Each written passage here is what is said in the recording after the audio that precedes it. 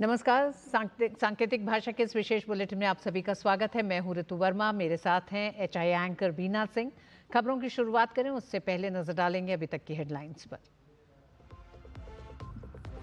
मोदी सरकार का विज्ञान के साथ विरासत पर जोर। केंद्रीय गृह मंत्री अमित शाह ने गांधीनगर में बायोटेक्नोलॉजी रिसर्च सेंटर की BSL-4 बायो कंटेंट फैसिलिटी का किया शिलान्यास। कहा, पिछले 11 साल में देश की बायो इकोनॉमी $10 बिलियन से बढ़कर $166 बिलियन के पार। जम्मू कश्मीर में आतंकवादियों के खिलाफ बड़ी कार्रवाई। उपराज्यपाल मनोज सिन्हा ने आतंकी संगठनों के लिए काम करने वाले 5 सरकारी कर्मचारियों को किया बर्खास्त।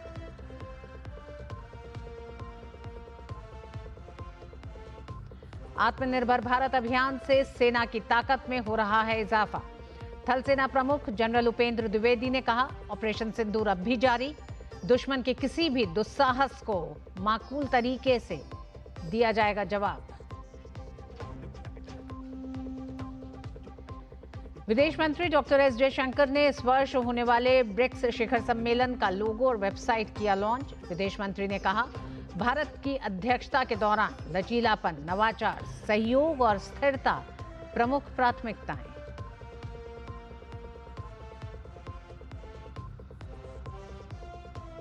और खेल मंत्रालय का राष्ट्रीय खेल महासंघों में 2 नई समिति बनाने का निर्देश। अंतर्राष्ट्रीय संबंध समिति और खेलों में मेक इन इंडिया समिति होगी गठित।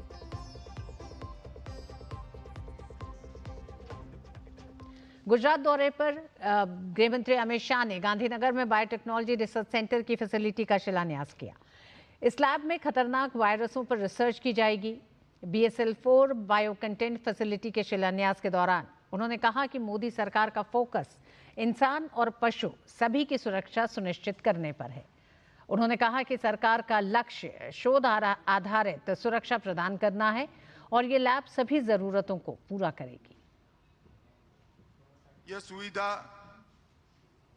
वैज्ञानिकों को अत्यंत संक्रमणात्मक और घातक वायरस पर एकदम सुरक्षित वातावरण में संशोधन करने की एक प्रकार से प्लेटफॉर्म यहां पर उपलब्ध होगा और यहां पर दुनिया भर की अच्छे से अच्छी BSL-4 लैब का स्टडी कर इंफ्रास्ट्रक्चर बनाया गया है।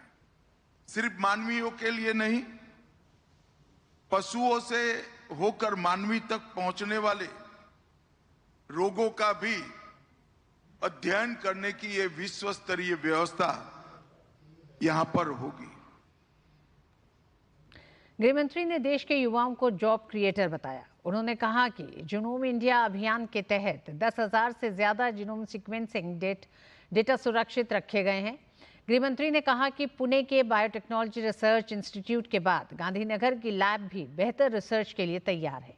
उन्होंने कहा कि सरकार ने वन हेल्थ मिशन से देश के लोगों की सुरक्षा सुनिश्चित की है।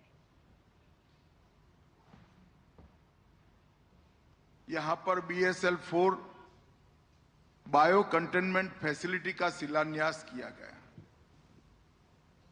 एक प्रकार से पुणे की वायरोलॉजी इंस्टीट्यूट के बाद ये भारत की दूसरी उच्च स्तरीय लैब होगी। भारत सरकार ने वन हेल्थ मिशन से मानव और पशु दोनों की सुरक्षा सुनिश्चित करने का कार्यक्रम हाथ में लिया है। 2014 में बायोटेक क्षेत्र में काम करने वाले स्टार्टअप की संख्या 500 से कम थी और 2025 में बायोटेक स्टार्टअप की संख्या 10,000 क्रॉस कर चुकी और इस क्षेत्र में काम करने वाले भारत के युवाओं ने साबित कर दिखाया है कि हमारा युवा जॉब सीकर नहीं है, जॉब क्रिएटर है।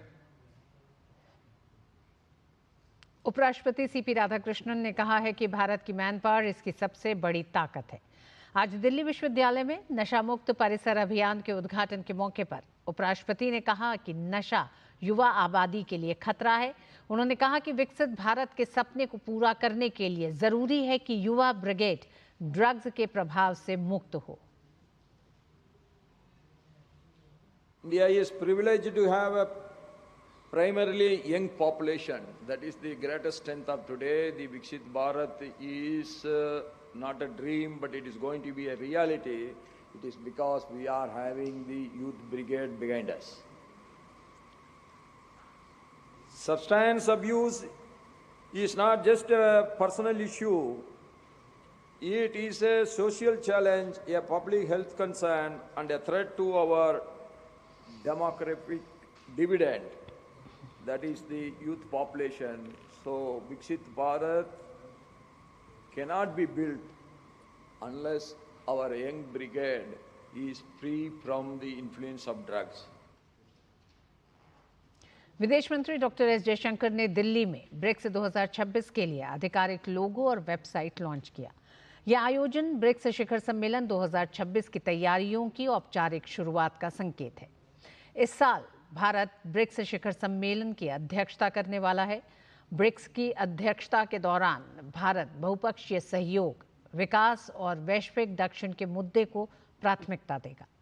विदेश मंत्री डॉक्टर एस जयशंकर ने कहा कि इस वैश्विक शिखर सम्मेलन में भारत का लक्ष्य वैश्विक कल्याण को बढ़ावा देना है। India's BRICS chairship will seek to bring together the potential of BRICS countries for greater global welfare.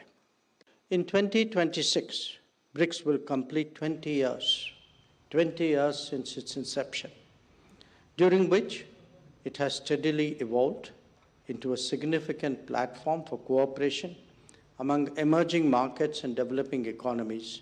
Over the years, BRICS has expanded its agenda and membership, responding to changing global realities while remaining focused on people-centric development, fostering dialogue, and promoting practical cooperation. विदेश मंत्री doctor S Jaishankar ने बताया कि BRICS शिखर सम्मेलन में innovation, corporation और sustainability पर focus रहेगा। India approaches its chairship with a humanity-first and a people-centric approach, inspired by the guidance of Prime Minister Narendra Modi.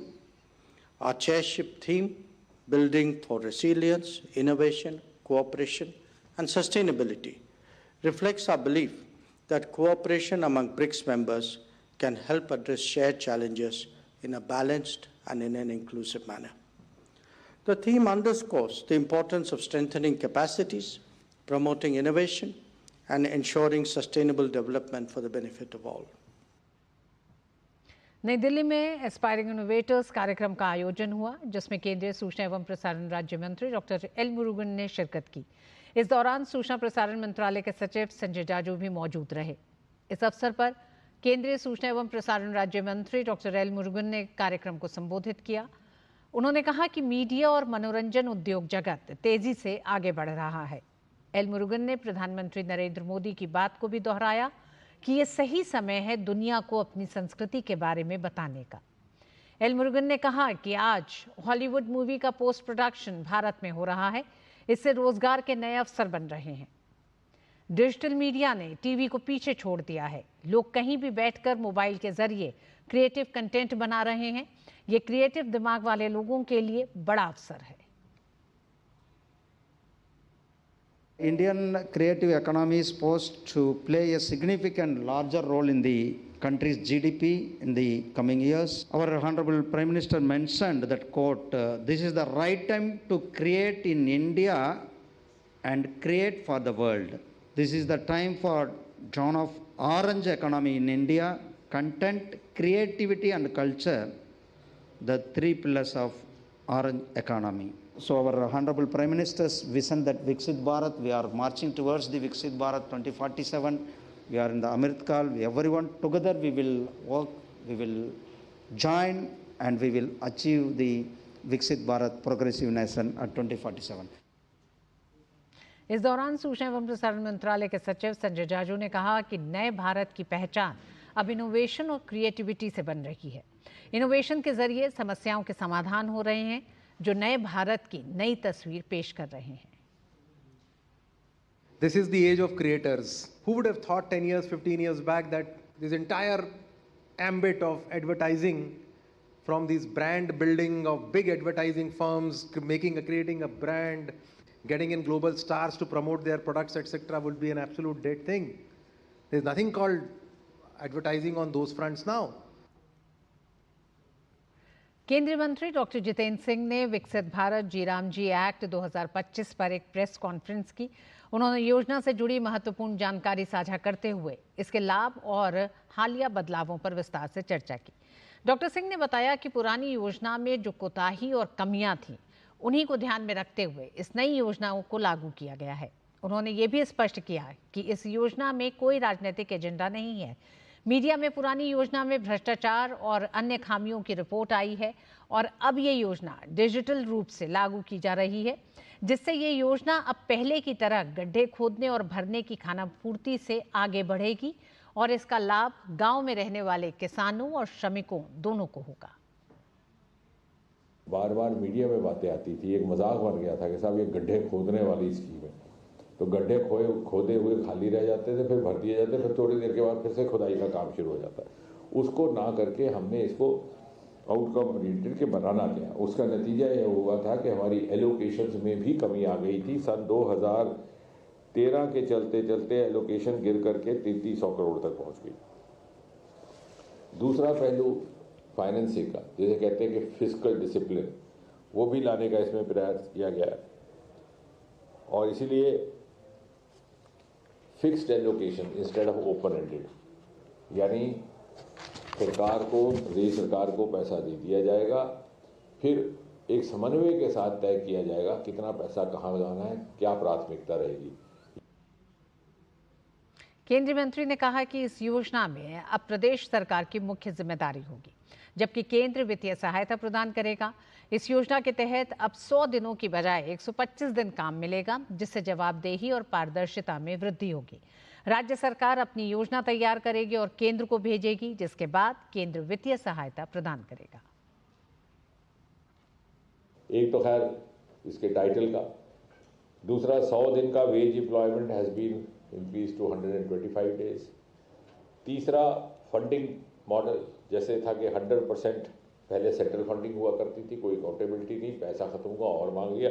अब ये रहेगा उसी तरह से जैसे कि बाकी प्रोजेक्ट्स में अधिकतर रहता है, 60-40 रेशो। 60% केंद्र की ओर से, 40% प्रदेश सरकार की ओर से, एक्सेप्ट फॉर जो पहले भी जिन प्रदेशों को इसकी एक छूट दी गई थी, जैसे पूर्व उत्तर के प्रदेश हैं, जम्मू कश्मीर के प्रदेश हैं, कुछ एक हिमालयन राज्य हैं, जहाँ पर के 100% यूटीज में भी केंद्र की ओर से। बजट एलोकेशन पहले इट वाज डिमांड ड्रिवन, कि पैसा मांगते जाओ और जाता जा रहा था, अब उसके बजाय it will be normative allocation state wise based on objective parameters. और अगर आपने स्टेट हमें एस्टिमेट देगी। तेलंगाना के मुख्यमंत्री रेवंत रेड्डी के चालान काटने वाले बयान पर राजनीति तेज हो गई है। बीजेपी ने बयान की आलोचना करते हुए इसे आम नागरिकों की फाइनेंशियल प्राइवेसी पर हमला बताया है। बीजेपी के प्रदेश अध्यक्ष एन रामचंद्र राव ने कहा कि पार्टी ट्रैफिक नियमों के सख्त पालन के खिलाफ नहीं है, लेकिन फाइन वसूली के लिए लोगों के बैंक अकाउंट को आरटीएस सिस्टम से जोड़ना गलत है। दरअसल रेवंत रेड्डी ने ट्रैफिक नियम तोड़ने वालों के बैंक अकाउंट से सीधे फाइन काटने की बात कही थी। BJP doesn't approve any default of fines or traffic rules to be violated, but the Honorable CM of Telangana has made a statement that those who violate traffic, automatically their accounts will be synchronized with the RTA department and their fine will be deducted.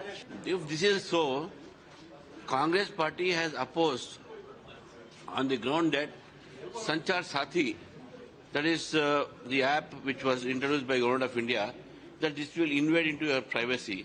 The same thing is now you are doing it. और bulletin में वक्त एक छोटे से break का। Break के बाद खबरें जारी रहेंगी, देखते रहिए डीडी न्यूज। जब धरती चीर कर निकलता है लोहे का पत्थर और मिलता है मोंगिया के जोश से, फिर तपता है, पिघलता है और बनता है फौलाद। अब होता है सरिया सारी खूबियों के साथ। मोंगिया स्टील, मजबूत देश का मजबूत सरिया। टिंग टिंग, आपके लिए एक फेस्टिवल ऑफर है। QR कोड स्कैन करो, UPI पिन डालो और 10,000 रुपए आपके बैंक अकाउंट में। पिन डालूंगा तो पैसा खट से आएगा नहीं, झट से कट जाएगा। मैं मूर्ख नहीं हूँ। तालियां। UPI कहता है UPI पिन पैसे भेजने के लिए होता है, पाने के लिए नहीं। इस बात को याद रखें और कहें मैं मूर्ख नहीं।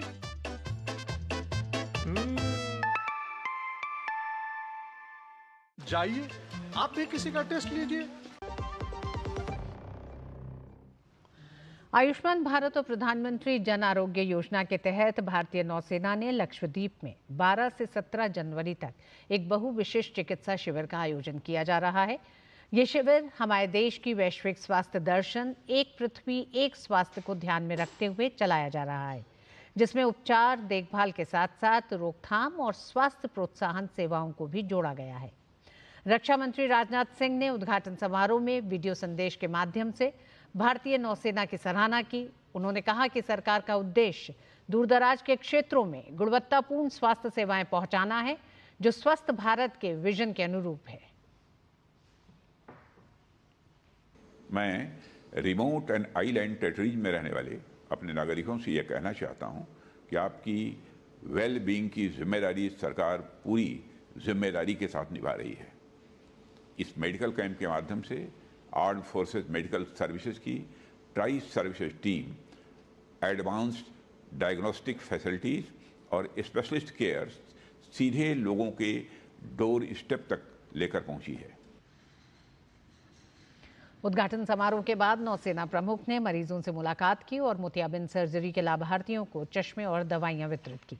नौसेना प्रमुख एडमिरल दिनेश के त्रिपाठी ने भी शिविर की प्रमुख विशेषताओं का उल्लेख किया। साइंस में कितने भी एडवांसेस हो जाएं, उसका कोई मतलब नहीं है मेडिकल साइंस में, अनलेस की जो कि मेडिकल सहायता है वो लास्ट माइल और लास्ट पोस्ट तक जा सके। तो एक तरह से अंडमान निकोबार और लक्षद्वीप मिनिकॉय हमारे एक तरह से सेंटिनल्स हैं ईस्ट और वेस्ट में, और यहाँ पर जहाँ हम खड़े हुए हैं ये तो one of the southern most sentinels है अरेबियन सी में। और यहाँ पर आकर हमने अगर मल्टी स्पेशलिटी टीम को लाकर और यहाँ के लोगों को अगर सहायता प्रदान की तो ये ऑनरेबल प्राइम मिनिस्टर के विजन को भी सपोर्ट करता है। और यही हमारी कोशिश रही है कि किस तरह से हम आर्म फोर्सेस, किस तरह से हम हमारे जो देशवासी हैं उनको सहायता प्रदान कर सकें।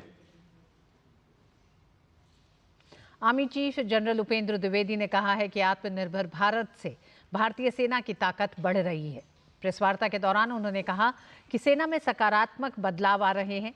ऑपरेशन सिंदूर अभी भी जारी है। पाकिस्तान को चेतावनी देते हुए उन्होंने कहा कि भविष्य में कोई भी गलत हरकत की जाएगी तो उसका मुंहतोड़ जवाब दिया जाएगा। LOC के पास अब भी कम से कम 8 आतंकवादी कैंप एक्टिव हैं और उन्होंने चेतावनी देते हुए कहा कि कोई भी गलत हरकत हुई तो भारत पूरी ताकत से जवाब देगा। जनरल उपेंद्र द्विवेदी ने कहा कि ऑपरेशन सिंदूर के दौरान आर्टिफिशियल इंटेलिजेंस का प्रिडिक्टिव इस्तेमाल किया गया। उन्होंने बताया कि ऑपरेशन सिंदूर के दौरान कम से कम 100 पाकिस्तानी सैनिकों की मौत हुई। साथ ही आर्मी चीफ ने दोहराया कि सेना किसी भी तरह के ऑपरेशन के लिए पूरी तरह तैयार है। Following the Pahalgam terror attack, a clear decision to respond decisively was taken at the highest level. Op Sindoor was conceptualized and executed with precision. The army successfully destroyed 7 out of the 9 targets and thereafter played a pivotal role in ensuring calibrated response to Pak actions. As you may be aware, Operation Sindoor remains ongoing. Any future misadventure will be resolutely responded to.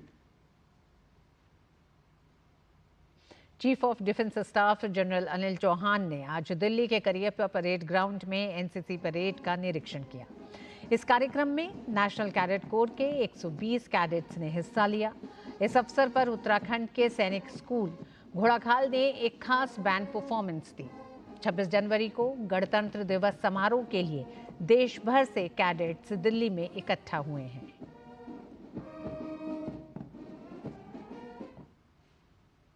Jammu Kashmir में आतंकियों के मददगारों पर उपराज्यपाल मनोज सिन्हा ने बड़ा action लिया है। उपराज्यपाल ने 5 सरकारी कर्मचारियों को नौकरी से निकाल दिया है। सरकारी सिस्टम में घुसे आतंकी तंत्र से जुड़े 5 कर्मचारियों पर कार्रवाई की गई है, जिनमें शिक्षक Mohammad Ishtiaq, lab technician Tariq Ahmad Shah, assistant lineman Bashir Ahmad Mir, वन विभाग में फील्ड वर्कर फारूक अहमद भट्ट और स्वास्थ्य विभाग में ड्राइवर मोहम्मद यूसुफ के नाम शामिल हैं। जांच में पता चला है कि ये लोग लश्कर-ए-तैयबा और हिजबुल मुजाहिदीन जैसे आतंकी संगठनों से सक्रिय रूप से जुड़े थे। सरकारी पदों पर रहते हुए वे सरकारी खजाने से सैलरी ले रहे थे, जबकि आतंकवादी समूहों के एजेंडे को आगे बढ़ा रहे थे। उपराज्यपाल मनोज सिन्हा ने ये कार्रवाई संविधान के अनुच्छेद 311(2)(c) के तहत की है।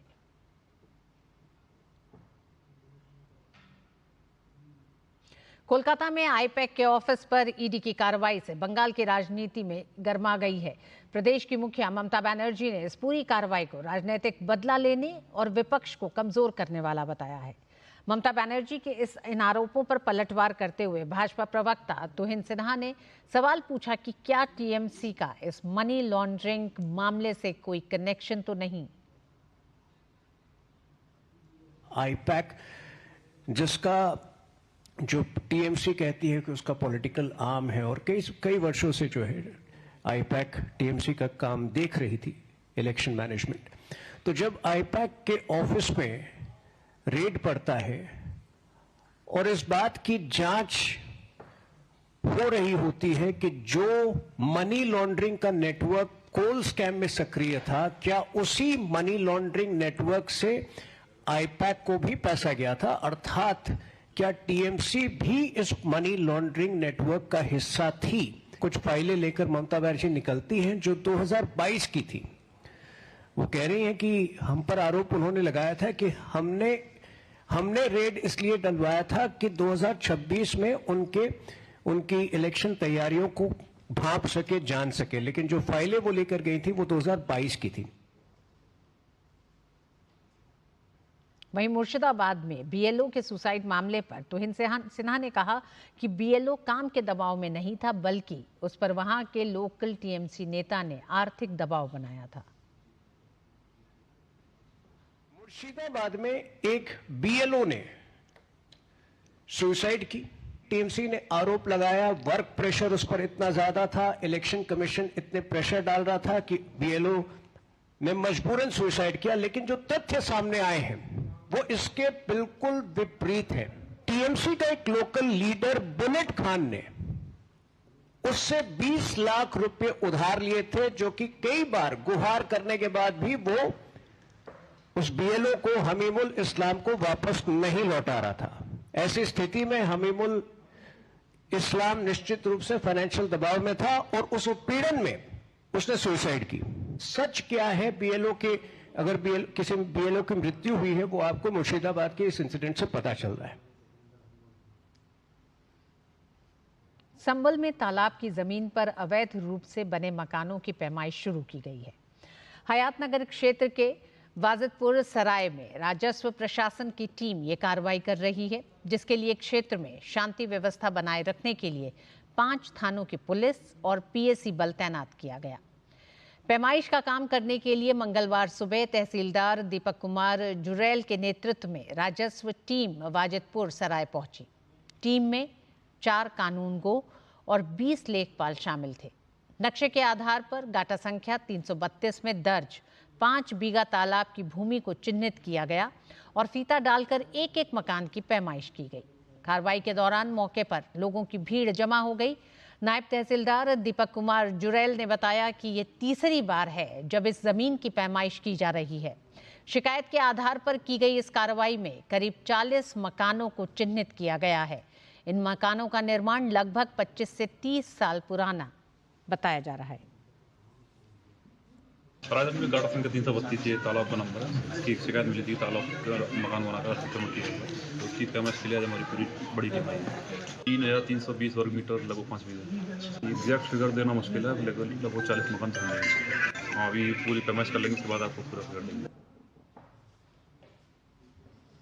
और इस बुलेटिन में बस इतना ही। मुझे और मेरी सहयोगी बीना सिंह को दीजिए अनुमति। नमस्कार।